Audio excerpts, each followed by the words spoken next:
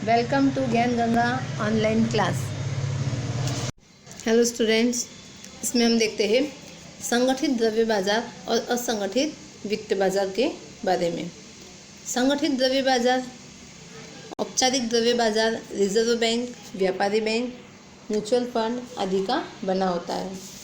भारत में संगठित द्रव्य बाजार का नियंत्रण रिजर्व बैंक ऑफ इंडिया के द्वारा होता है। द्रव्य बाजार में पर्याप्त तरलता बनाए रखने के लिए रिजर्व बैंक ऑफ इंडिया ब्याज की दर में अपनी आवश्यकता अनुसार उसमें परिवर्तन करता है। संगठित द्रव्य बाजार में treasury bill, certificate of deposit, call money जैसे वित्तीय साधनों का समावेश होता है। संगठित द्रव्य बाजार विधिवत संकलित है और रिजर्व बैंक ऑफ इंडिया द्वारा नियंत्रण इस पर किया जाता है। अब हम देखते हैं असंगठित द्रव्य बाजार। तो असंगठित द्रव्य बाजार अनौपचारिक होने से उन पर किसी भी केंद्रीय संस्था का नियंत्रण नहीं होता है। प्रवृत्तियां बिना किसी कायदा कानून के चलती हैं। यह द्रव्य देने वाले देशी बैंकर, श्रॉफ आदि से बना है। इनके मध्य संकलन का अभाव होता है और असंगठित द्रव्य बाजार की प्रवृत्तियां भारत के ग्राम विस्तारों में अधिक विकसित हुई है। वैसे ये शहरी क्षेत्रों में भी होती है। अब हम देखते हैं द्रव्य बाजार के साधन। तो द्रव्य बाजार का पहला साधन है ट्रेजरी बिल। ट्रेजरी बिल कम समय या अवधि का वित्तीय साधन है जिसे भारत सरकार की तरफ से रिजर्व बैंक ऑफ इंडिया निर्गमित करती है या जारी करती है। समग्र विश्व में ट्रेजरी बिल द्वारा बाजार के लिए महत्वपूर्ण घटक है। ट्रेजरी बिल द्वारा सरकार अल्प समय या अवधि के लिए उधार द्रव्य प्राप्त करती है। ट्रेजरी बिल की परिपक्वता की तारीख 91 दिन या 182 दिन या फिर 364 दिन की होने से नकद तरलता का गुण इसमें होता है। ट्रेजरी बिल शून्य कूपन वाला बॉन्ड है क्योंकि ट्रेजरी बिल पर ब्याज नहीं चुकाना पड़ता है। बट्टे पर निर्गमित किए जाते हैं और मूल्य पर वापस किए जाते हैं। जैसे कि 25,000 रुपये का ट्रेजरी बिल रुपये 23,500 में निर्गमित किए जाए और परिपक्वता की अवधि पर विनियोगकर्ता को मूल कीमत 25,000 चुकाए जाए तो इन दोनों रकम के बीच का अंतर विनियोगकर्ता के लिए प्रतिफल कहलाता है। ट्रेजरी बिल भी कहलाएगा। नेक्स्ट देखेंगे हम लोग कॉमर्शियल पेपर।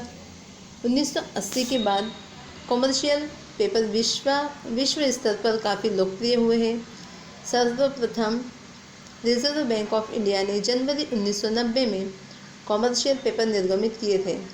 कॉमर्शियल पेपर असुरक्षित और अल्प अवधि की वचन चिट्ठी जैसा दस्तावेज होता है। अल्प अवधि के कोष प्राप्त करने का साधन है। उच्च शाख पात्रता वाले कॉरपोरेट संस्थाएं अथवा जिनकी आर्थिक स्थिति मजबूत है वो निर्गमित कराती है। हस्तांतरणीय साधन है, इसलिए परिवर्तनशील है। कंपनियां और वित्तीय संस्थाएं कम से कम 7 दिन और अधिक से अधिक 1 वर्ष की अवधि के लिए निर्गमित कर सकती है। कॉमर्शियल पेपर का रिजर्व बैंक ऑफ इंडिया द्वारा नियंत्रण होता है। ये 5 लाख और उसके गुणांक में बट्टे से निर्गमित किए जाते हैं और ये फाइनेंस पेपर, इंडस्ट्रियल पेपर और कॉरपोरेट पेपर के नाम से जाने जाते हैं। नेक्स्ट है बचत का प्रमाण पत्र।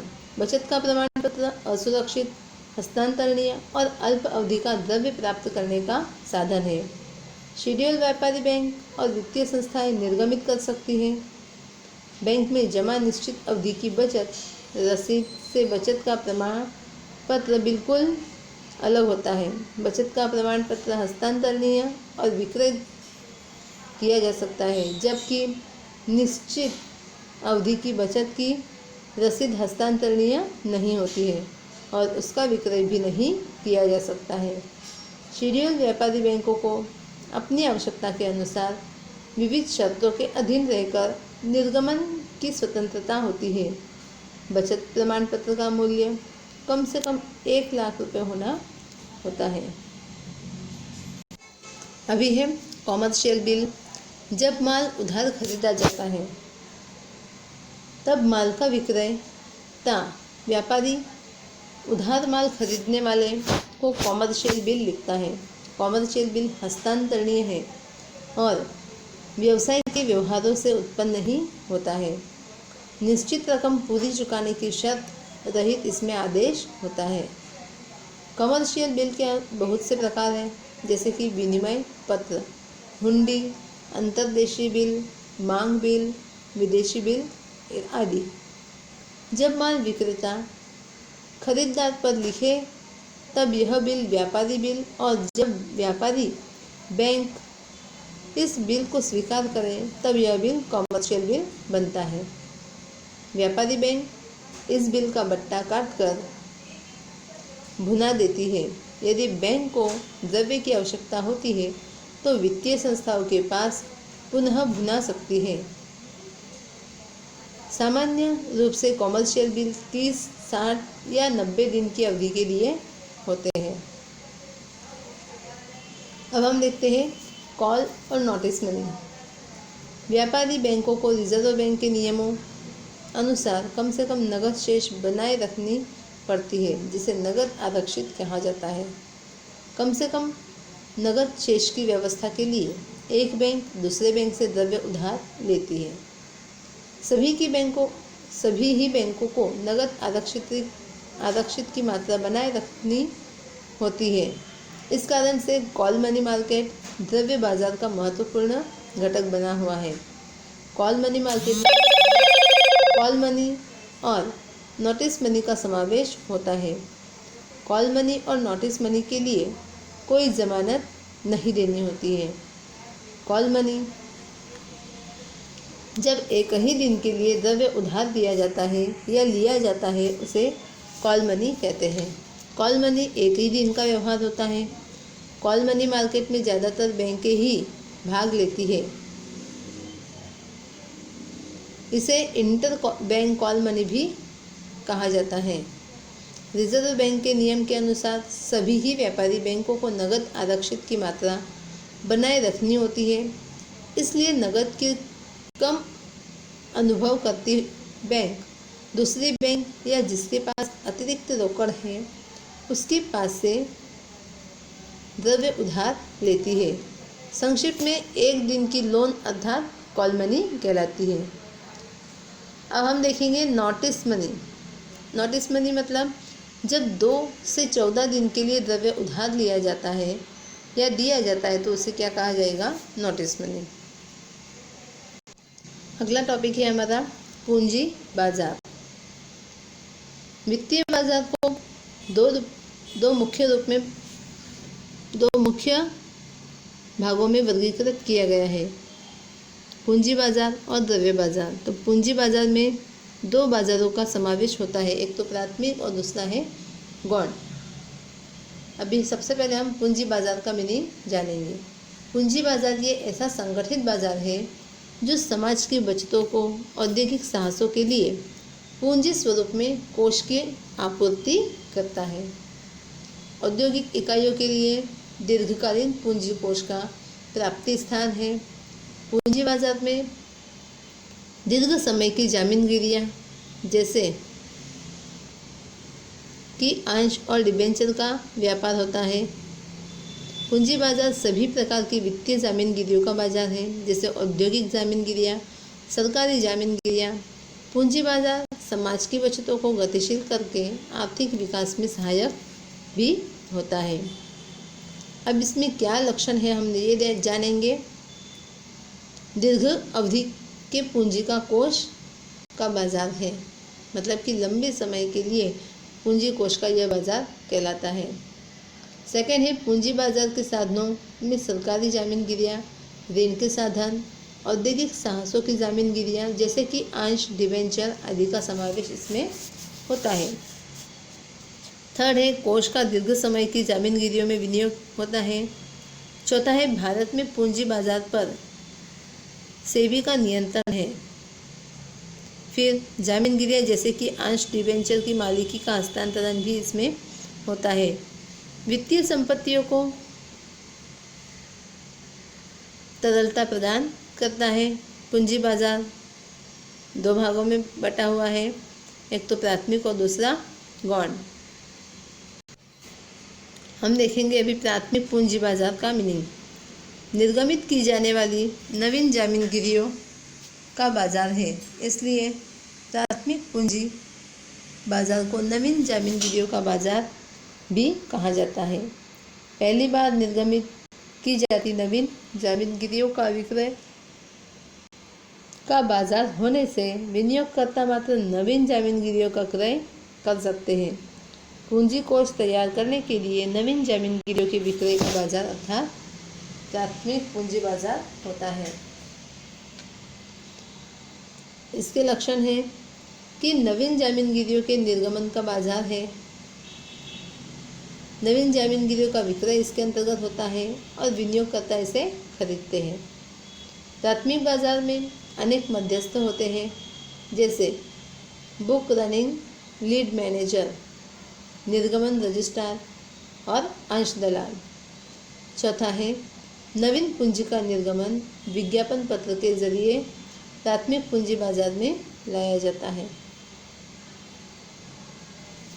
नेक्स्ट है गौण बाजार या अंश बाजार। भारत में सबसे पुराने प्रथम अंश बाजार की रचना 9 जुलाई 1875 के दिन the native share and stock brokers association के रूप में हुई थी, जो आज मुंबई शेयर बाजार के रूप में जाना जाता है। शेयर मार्केट के बारे में आपने सुना होगा। तो 1894 में अहमदाबाद शेयर बाजार प्रारंभ हुआ। शेयर बाजार एक ऐसी व्यवस्था है कि जो शेयर दलाल और विनियोगकर्ताओं को शेयर, डिबेंचर और अन्य जामीनगिरियों के क्रय और विक्रय की सुरक्षा प्रदान करता है। पंजीकृत कंपनियों की वर्तमान जामीनगिरियों के व्यापार के लिए संगठित बाजार है और जामीनगिरियों के क्रय विक्रय के लिए सुविधा वाला स्थल अर्थात शेयर बाजार होता है। अंश बाजार अर्थात औद्योगिक और वित्तीय जामीनगिरियों जैसे कंपनी के अंश, डिबेंचर, सरकारी जामीनगिरियों, म्यूनिसिपल जामीनगिरियों के क्रय विक्रय का स्थान क्या कहलाता है? अंश बाजार या गौण बाजार। इसके लक्षण है पंजीकृत कॉर्पोरेट संस्था। अब जामीनगिरियों के व्यवहारों के निर्गमन, नियमन या नियंत्रण के लिए स्थापित की गई पंजीकृत कॉर्पोरेट संस्था होती है। सेकेंड है 1956 के जामीनगिरी अनुबंध कानून के अनुसार अंश बाजारों को केंद्र सरकार की स्वीकृति प्राप्त करनी पड़ती है। थर्ड है संगठित बाजार। विद्यमान या वर्तमान पंजीकृत जामीनगिरियों के सौदों के लिए संगठित बाजार है। अंश बाजारों में सौदा करने के लिए अंश बाजार का सदस्य पद प्राप्त करना पड़ता है। अंश बाजार के साथ पंजीकृत सदस्य हो ही अंश बाजार में सौदा करते हैं। अंश बाजार जामीनगिरियों के क्रय विक्रय के लिए मान्य संगठित बाजार है। जामीनगिरियों का पंजीकरण।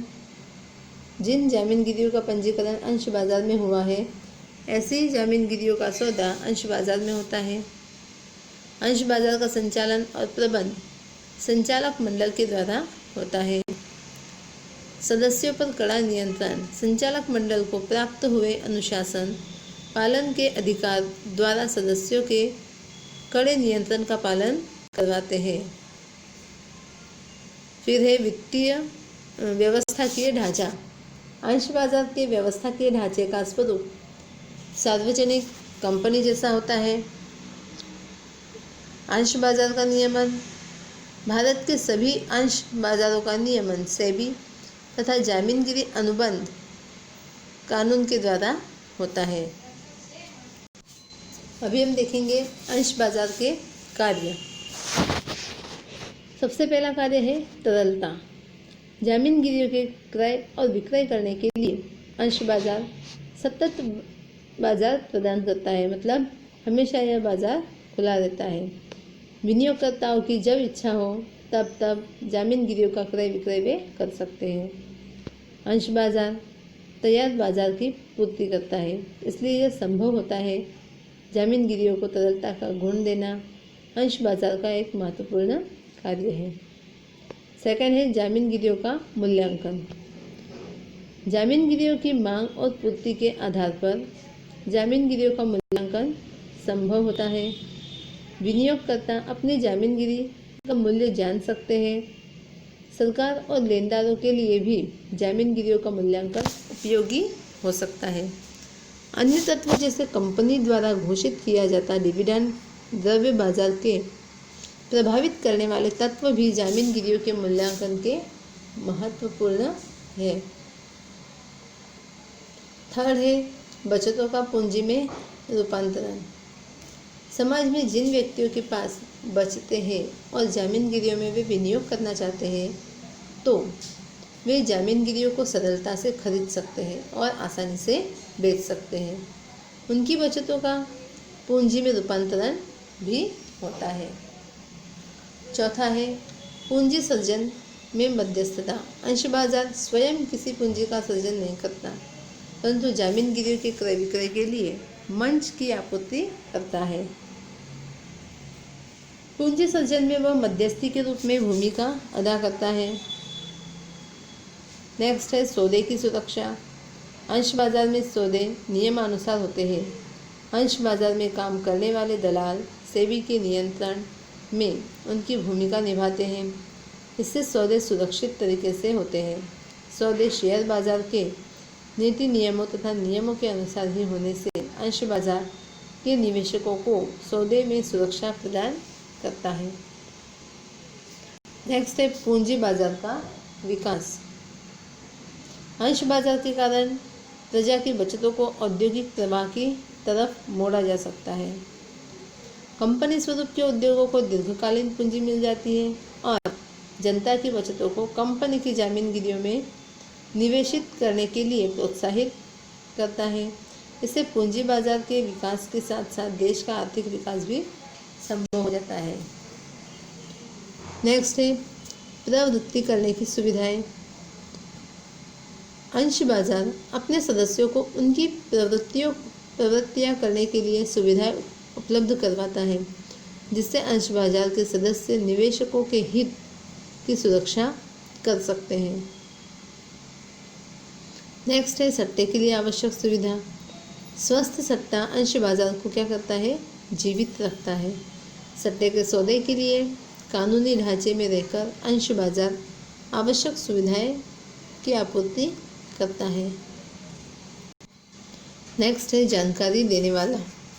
अनेक पक्षकारों को उपयोगी हो सके इस प्रकार की जानकारी अंश बाजार प्रदान करता है, जैसे कि जामीनगिरियों के मूल्य में हुआ परिवर्तन, जामीनगिरियों के क्रय विक्रय के प्रवाह आदि की जानकारी निवेशकों, कंपनियों, सरकार तथा सेबी के लिए उपयोगी हो सकती है। ये सारी जानकारी सरकार को आर्थिक नीति, वित्तीय नीति बनाने में उपयोगी हो जाती है। इसके अलावा यह कंपनी तथा राष्ट्र की आर्थिक परिस्थिति तथा विकास का सूचक है। देश की आर्थिक परिस्थिति दिखाने वाला आईना है, इसलिए शेयर बाजार को देश की आर्थिक स्थिति दर्शाने वाला थर्मामीटर भी कहा जाता है। 10वां है जामीनगिरियों का पंजीकरण। कंपनी यदि उसकी जामीनगिरियों के सौदे अंश बाजार में हो ऐसा चाहती हो तो कंपनी उसकी जामीनगिरियों का पंजीकरण अंश बाजार में करवा सकती है या करवाती है। निवेशकों को पंजीकरण की हुई जामीनगिरियों में अधिक विश्वास होता है। भाई पंजीकरण होने से क्या हो जाता है? विश्वास बढ़ जाता है। फिर है निवेशकों को मार्गदर्शन भी प्राप्त होता है। पंजीकृत कंपनियों की जानकारी अंश बाजार एकत्रित करके सार्वजनिक करता है। इस जानकारी के आधार पर निवेशक निर्णय ले सकते हैं कि कौन सी कंपनी की जामीनगिरियों में से निवेश वापस लेने जैसा है और कौन सी कंपनी की जामीनगिरियों में निवेश करने जैसा है। तो इस प्रकार यह कार्य हमने देख लिए। अभी हम देखते हैं कि डीमैट खाता क्या होता है। डीमैट खाते का क्या विचार है, क्या कॉन्सेप्ट है। भूतकाल में कंपनियां अंशधारक को भौतिक स्वरूप में ही अंश देती थी। ये अंश कागज़ के रूप में थे, जिन्हें हम सामान्य भाषा में शेयर सर्टिफिकेट कहते हैं। अंश की अदला बदली के लिए हस्तांतरण फॉर्म भरना पड़ता था तथा साथ साथ भौतिक अंश कंपनी को भेजने पड़ते थे। यह विधि बहुत ही लंबी थी और इससे बहुत ज़्यादा तकलीफ भी होती थी। भाई एक कागज़ के टुकड़े को संभाल कर रखना और फिर उसे रिटर्न देते समय वह समय पर उपलब्ध होना ये ज़रूरी है। तो इस प्रकार की दिक्कतें होती थी। भौतिक स्वरूप के अंश की तकलीफ़ों को दूर करने के लिए जामीनगिरियों जैसे कि अंश, डिबेंचर, बॉन्ड, सरकारी जामीनगिरियाँ, यूनिट वगैरह को इलेक्ट्रॉनिक स्वरूप दे दिया गया है। डिपॉजिटरी संस्थाएं इन भौतिक स्वरूप की जामीनगिरियों को इलेक्ट्रॉनिक स्वरूप में बनाए रखती है। डीमटेरियलाइजेशन अर्थात भौतिक स्वरूप की जामीनगिरियों का कंप्यूटर द्वारा इलेक्ट्रॉनिक डेटा में रूपांतरण। डीमटेरियलाइजेशन के संक्षिप्त में डीमैट के रूप में इसे माना जाता है। डिपॉजिटरी कानून 1956 के अनुसार विनियोगकर्ताओं को भौतिक स्वरूप में या डीमटेरियलाइज्ड स्वरूप में जामीनगिरियां रखने का विकल्प प्राप्त होता है। विनियोगकर्ता को डिपॉजिटरी की सेवा प्राप्त करनी हो तो उसे डिपॉजिटरी पार्टिसिपेंट के पास डीमैट खाता खुलवाना पड़ता है। डिपॉजिटरी पार्टिसिपेंट एजेंट के द्वारा डीमैट की सेवा देती है। विनियोगकर्ता को डीमैट खाता खुलवाने के लिए प्रार्थना पत्र फॉर्म भरकर डिपॉजिटरी पार्टिसिपेंट को देना पड़ता है। अभी हम देखेंगे डिपॉजिटरी। भारत में कंपनी अधिनियम के अनुसार पंजीकृत कंपनी डिपॉजिटरी के रूप में कार्य कर सकती है। डिपॉजिटरी कानून अगस्त 1996 से लागू हुआ। डिपॉजिटरी को काम प्रारंभ करने से सेबी के पंजीकरण प्रमाण पत्र प्राप्त करना पड़ता है। डिपॉजिटरी के कार्य का नियंत्रण डिपॉजिटरी कानून और सेबी द्वारा होता है। संपूर्ण डिपॉजिटरी प्रक्रिया में डीमैट खाता और डीमटेरियलाइजेशन केंद्र स्थान पर है। डिपॉजिटरी का प्राथमिक कार्य भौतिक स्वरूप की जामीनगिरियों का इलेक्ट्रॉनिक स्वरूप में परिवर्तन करना और उन्हें इलेक्ट्रॉनिक स्वरूप में बनाए रखना होता है। इसके अलावा जामीनगिरियों के सौदे से संबंधित सेवा प्रदान करना भी है। भारत में वर्तमान में 2 डिपॉजिटरी है। एक तो है नेशनल सिक्योरिटीज़ डिपॉजिटरी लिमिटेड और दूसरी है सेंट्रल डिपॉजिटरी सर्विसेज लिमिटेड। उपयुक्त दोनों ही डिपॉजिटरियाँ विनियोगकर्ता ग्राहक को उनके प्रतिनिधि या एजेंट जैसे मध्यस्थियों द्वारा सेवा प्रदान करती है, जिन्हें डिपॉजिटरी पार्टिसिपेंट कहा जाता है। बैंक, वित्तीय संस्थाएं, शेयर दलाल डिपॉजिटरी पार्टिसिपेंट के रूप में कार्य कर सकते हैं। अभी हम देखेंगे नेशनल सिक्योरिटीज़ डिपॉजिटरी लिमिटेड किसे कहा जाता है। तो NSDL की कंपनी कानून के अनुसार स्थापित सार्वजनिक कंपनी है। इसका सेबी में पंजीकरण 1996 में हुआ था। NSDL की स्थापना नेशनल स्टॉक एक्सचेंज और विविध वित्तीय संस्थाओं के सहयोग से की गई है। NSDL की स्थापना कंपनी अधिनियम के अनुसार सार्वजनिक कंपनी के रूप में होने से इसका संचालन संचालक मंडल के द्वारा किया जाता है। NSDL अपने कार्य अपने द्वारा नियुक्त डिपॉजिटरी पार्टिसिपेंट के द्वारा करवाती है। फीस की वसूली डिपॉजिटरी पार्टिसिपेंट से करती है, न कि विनियोगकर्ता ग्राहकों से। विनियोगकर्ता को फीस के रूप में NSDL को प्रत्यक्ष रूप से कोई खर्च नहीं चुकाना होता है। डिपॉजिटरी पार्टिसिपेंट ग्राहक विनियोगकर्ता से फीस के निमित्त रकम वसूल करता है। यह संस्था डीमटेरियलाइजेशन, रीमटेरियलाइजेशन, इलेक्ट्रॉनिक विधि से सौदों को भुगतान, अधिकार अंश और बोनस अंश ग्राहक के खाते में जमा करवाना, ग्राहक का खाता बंद करना आदि सेवाएं ऑनलाइन उपलब्ध करती है। नेक्स्ट है central depository service limited. Central depository services limited मतलब कि CDSL की स्थापना मुंबई, अंश बाजार और बैंकों के सहयोग से 1999 में की गई। CDSL का उद्देश्य विनियोगकर्ताओं को सुविधापूर्ण सेवाएं सुरक्षित रूप से प्रदान करना है। उसके साथ पंजीकृत पार्टिसिपेंट की सूची समय समय पर उसकी वेबसाइट पर प्रकाशित करती है। CDSL समग्र भारत में ऑनलाइन डिपॉजिटरी सेवा उपलब्ध करती है। समग्र देश में CDSL और NSDL के डिपॉजिटरी पार्टिसिपेंट उसके साथ इलेक्ट्रॉनिकली जुड़े होते से विनियोगकर्ता को अपने घर पर ही डिपॉजिटरी की सभी सेवाएं उन्हें उपलब्ध होती हैं। NSDL और CDSL केंद्रित तथा प्रत्येक व्यवहार पर नज़र रखती है।